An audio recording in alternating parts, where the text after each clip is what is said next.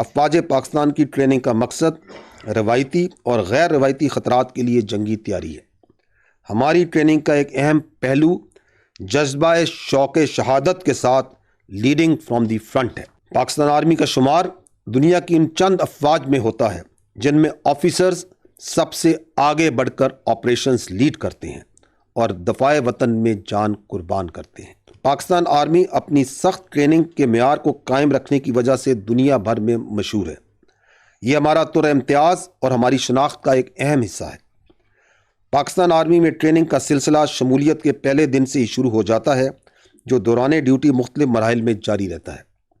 افواج پاکستان کی ٹریننگ کا مقصد روایتی اور غیر روایتی خطرات کے لیے جنگی تیاری ہے۔ ہماری ٹریننگ کا ایک اہم پہلو جذبہ شوق شہادت کے ساتھ لیڈنگ فرام دی فرنٹ ہے۔ پاکستان آرمی کا شمار دنیا کی ان چند افواج میں ہوتا ہے جن میں آفیسرز سب سے آگے بڑھ کر آپریشنز لیڈ کرتے ہیں اور دفاع وطن میں جان قربان کرتے ہیں۔ پاکستان آرمی کا تربیتی نظام chief of army staff training directive کے مطابق اخذ کیا جاتا ہے، جو مشن پر مبنی حقیقت پسندانہ تربیت کے ذریعے جنگی تیاریوں میں کمال حاصل کرنے کے لیے ویژن اور مقاصد کو بیان کرتا ہے۔ ہماری ٹریننگ کا موٹو ہے we train as we fight and fight as we train.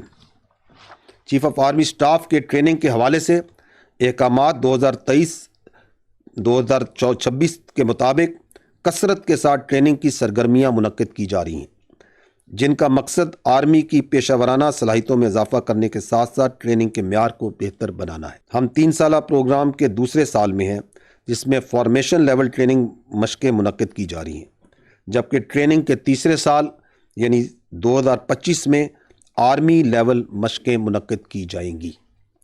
فوجی مشقوں کے حوالے سے سال 2024-25 میں آرمی کی 183 سے زائد یونٹس نے فیلڈ فائرنگ مشقوں میں شرکت کی۔ تقریباً اتنی ہی تعداد رواں سال آنے والے دنوں میں جنگی مشقوں میں شریک ہوگی۔ روایتی جنگی خطرات سے نمٹنے کے لیے آرمی کی 38 سے زائد یونٹس نے کنورژن ٹریننگ حاصل کی اور اتنی ہی تعداد مزید یونٹس ٹریننگ حاصل کرنے کے لیے تیار ہیں۔ انسداد دہشت گردی کی تربیت کے لیے نیشنل کاؤنٹر ٹیررزم سینٹر کو سینٹر آف ایکسیلنس کے طور پر قائم کیا گیا ہے، جس کے 7 علاقائی کیمپس ملک بھر میں پھیلے ہوئے ہیں۔ رواں سال 31 یونٹس اور 11,071 نوجوانوں کو پری انڈکشن ٹریننگ دی گئی، جبکہ سال 2025 میں تقریباً 50 یونٹ کو تربیت دی جائے گی۔ اس وقت بھی 7 یونٹس پری انڈکشن ٹریننگ حاصل کر رہی ہیں۔ ان سینٹرز میں رواں سال دوست ممالک کے سینکڑوں غیر ملکی ٹرینرز کو بھی تربیت دی جا رہی ہے۔ افواج پاکستان مختلف ممالک کے ساتھ بین الاقوامی سطح پر مشقوں کا انعقاد بھی کرتی ہیں۔ ان مشترکہ مشقوں کا ایک مقصد کاؤنٹر ٹیررزم کی مد میں ایک دوسرے کے تجربات سے استفادہ حاصل کرنا بھی ہوتا ہے۔ اس کے علاوہ اس وقت پاکستان میں کئی غیر ملکی آفیسرز اور جوان زیر تربیت ہیں۔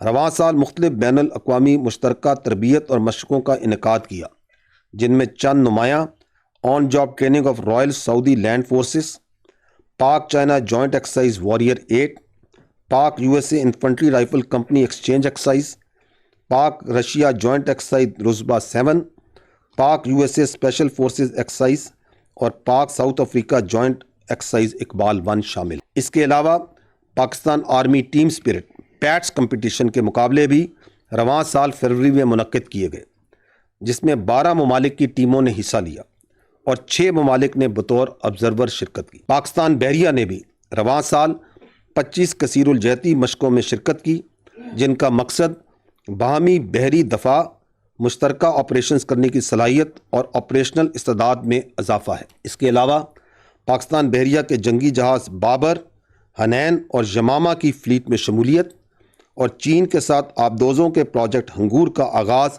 تاریخ ساز کامیابیاں تھیں۔ پاکستان نیوی کی جانب سے امن کے نام سے ملٹی نیشنل مشقوں کا فروری 2025 میں انعقاد کیا جا رہا ہے، جس میں امریکہ، چین اور روس سمیت 50 سے زائد ممالک کی بحری افواج مشقیں کریں گی۔ پاکستان ایئر فورس کی جانب سے بھی رواں سال متعدد مشترکہ مشقوں کا انعقاد کیا گیا، جن میں اکتوبر میں ہونے والی ایکسرسائز انڈس شیلڈ 2024 نمایاں ہے۔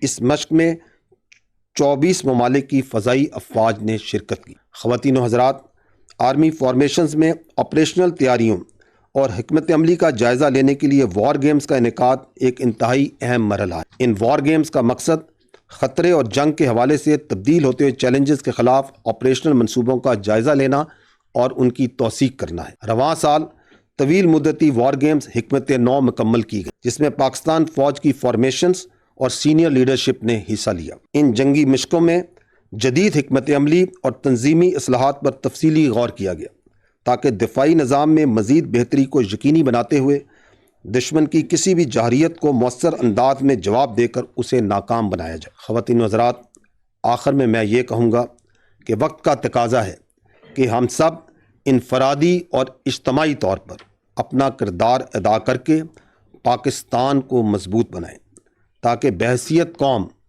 ہم تمام درپیش چیلنجز کا بخوبی مقابلہ کر سکیں۔ یاد رکھیں کہ محفوظ پاکستان ہی مضبوط پاکستان ہے۔